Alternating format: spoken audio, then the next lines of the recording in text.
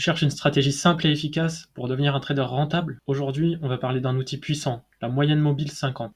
Elle permet d'identifier les tendances, trouver des points d'entrée et des points de sortie et d'optimiser tes trades. Dans cette vidéo, je vais te montrer pourquoi la moyenne mobile 50 est si efficace, comment l'utiliser avec des graphiques réels et une stratégie complète que tu peux appliquer dès maintenant. Tout d'abord, qu'est-ce que la moyenne mobile 50? C'est un indicateur qui lisse le prix en prenant la moyenne des 50 dernières bougies. Elle est utilisée en trading de forex, d'actions, de crypto, etc. pour identifier la tendance principale. Donc, je vous montre tout de suite comment l'interpréter.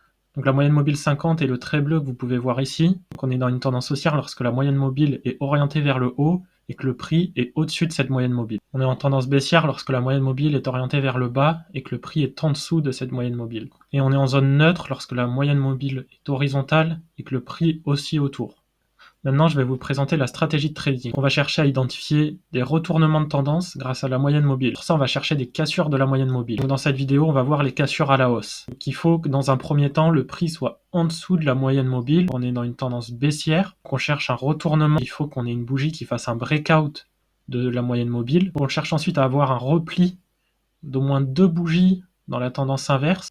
Une fois qu'on a ces éléments, on doit identifier le point le plus haut de notre pullback. Donc ici, il s'agit du point haut de cette bougie-là. Une fois que le prix va passer au-dessus de ce niveau, on va pouvoir acheter. Donc lorsqu'on a le repli, si le prix repasse en dessous de la moyenne mobile, dans ce cas-là, notre signal n'est plus valide et on doit atteindre une nouvelle cassure. Ici, on peut voir que le signal est bien valide. Ici, on peut voir qu'on a cette bougie-là qui casse notre précédent plus haut du pullback. Donc on va attendre que la bougie clôture et on va acheter sur la bougie suivante. La bougie suivante a ouvert à ce niveau-là, donc on achète à l'ouverture. On va placer notre stop loss légèrement en dessous de la moyenne mobile et on va chercher un ratio risque-récompense de 2. Donc on va mettre notre take profit ici. Donc ensuite, le marché va continuer de monter et on va sortir en gain sur cette bougie-là. Par exemple, vous pouvez choisir de sortir une partie des bénéfices avant d'avoir atteint le ratio risque-récompense de 2. Vous pouvez sortir par exemple la moitié des bénéfices à 1 pour vous sécuriser, ou la moitié à 1,50 comme vous souhaitez. Ou sinon, vous pouvez également sortir tous vos bénéfices uniquement une fois qu'on atteint le ratio risque-récompense de 2. Il faut voir que ce signal a vraiment bien fonctionné et que par la suite, la tendance haussière a continué. La moyenne mobile 50 a refait son travail. On a venu se poser juste dessus, on a eu un rebond. Et la tendance haussière a continué. Donc c'était vraiment un bel exemple.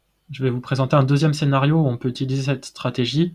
Donc ici, on peut voir qu'on était dans une tendance baissière, le prix était en dessous de la moyenne mobile est orientée vers le bas. Ici, on a un breakout de la moyenne mobile, on a 2 bougies rouges consécutives et on a un rebond sur la moyenne mobile 50. On repasse au-dessus du plus haut de notre pullback. Donc je vais placer le plus haut du pullback qui est à ce niveau-là. Donc on attend la clôture de cette bougie-là qui doit être au-dessus de la ligne que j'ai tracée et on rentre sur la bougie suivante à l'achat. On place notre stop loss en dessous, légèrement en dessous de la moyenne mobile. Donc l'avantage c'est qu'ici le stop loss est assez serré, donc on n'a pas un risque énorme. Et on positionne notre take profit pour avoir un ratio risque-récompense de 2. Donc on va le positionner à ce niveau-là. Et ça veut dire que on atteint notre take profit sur cette bougie-là. Aussi, on était sur un très bon signal parce que la tendance haussière a continué. On a la moyenne mobile qui a encore fait son travail. Avec ici, le prix a touché la moyenne mobile 50 et on a eu un fort rebond et la tendance haussière a continué. Je vais vous présenter un troisième scénario. Ici, pareil, tendance baissière. Le prix est en dessous de la moyenne mobile 50, elle est orientée vers le bas. Donc là, on n'avait pas encore eu de breakout parce qu'on n'avait pas eu de bougie qui avait clôturé au-dessus de la moyenne mobile. Elle clôture tout en dessous. Et ici, on peut voir qu'on en a une qui clôture bien au-dessus. Donc là, on est sur une forte bougie de breakout. On a une hausse. Ici, on a une bougie rouge, mais c'est pas suffisant. On attend d'avoir au moins 2 bougies rouges consécutives pour rentrer en position. Et ici, on peut voir qu'on a 2 bougies rouges consécutives. On reste au-dessus de la moyenne mobile 50, donc là, le signal est bien valide. Donc on positionne notre plus haut du pullback à ce niveau-là. On rentre en position quand on a une bougie qui clôture au-dessus de notre ligne qu'on a tracée. Donc là, on clôture dessus. Là, on clôture au-dessus. Donc on attend la clôture. Et donc on rentre sur la bougie suivante à l'achat.